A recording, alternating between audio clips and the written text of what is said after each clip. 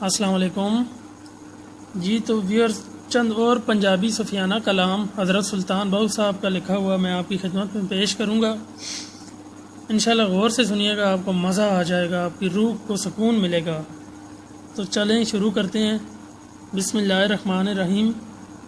سلطان بہو صاحب فرماتے ہیں: ایو نفس اساڈا بیلی، جو نال اساڈے سدھا ہو، زاہد عالم آن نوائے، ٹکڑا ویکھے تھدھا ہو، جو کوئی اس دی کرے سواری، نام اللہ اس لدھا ہو، راہ فقر دا مشکل باہو، ماں نصیرہ ردھا ہو۔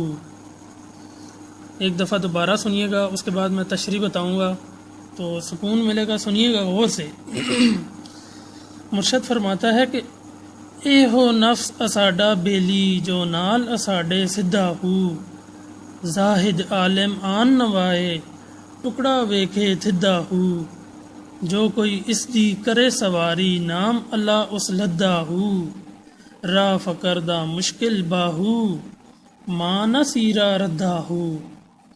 تو تشریح کچھ اس طرح سے ہے کہ یہ نفس ہمارا ساتھی بن گیا اور ہمارے ساتھ سیدھا چلنے لگا، ورنہ یہ نفس تو ایسا ہے کہ جہاں لقمہ تر دیکھتا ہے، مطلب جہاں دولت دیکھتا ہے، اپنی عزت، اپنا مقام، فخر ادھر جدھر انسان کو ہوتا ہے، یہ نفس تو ایسا ہے کہ جہاں لقمہ تر دیکھتا ہے، زاہدوں اور عالموں کو بھی سرنگوں کر دیتا ہے۔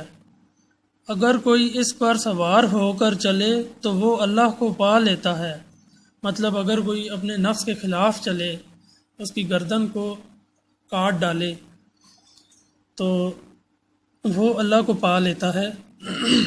باہو، فقر کا راستہ بہت مشکل ہے، یہ کوئی ماں جی کا پکا پکایا حلوہ نہیں ہے۔ تو یہ تھی اس کی تشریح۔ تو چلیں اس کے بعد اگلا کلام۔ مرشد فرماتا ہے کہ باج حضوری نہیں منظوری، توڑے پڑھن سلاتا ہوں، روزے نفل نماز گزارن، جاگن ساریاں راتاں ہوں، باجوں قلب حضور نہ ہووے، کڈن سے زکاتاں ہوں، باج فنا رب حاصل ہووے، نہ تاثیر جماعتاں ہوں۔ اس کی تشریح کچھ اس طرح سے ہے کہ حضوری کے بغیر کوئی قبولیت نہیں، خواہ لوگ اذانیں دیں اور نمازیں پڑھتے رہیں، روزے رکھیں، نوافل ادا کریں یا ساری رات جاگتے رہیں، کتنی ہی زکوٰۃ دیں، مگر حضوری قلب کے بغیر کچھ ہاتھ نہیں آتا۔ باہو، فنا کے بغیر رب نہیں ملتا، اور نہ ہی بعد جماعت نماز میں تاثیر پیدا ہوتی ہے۔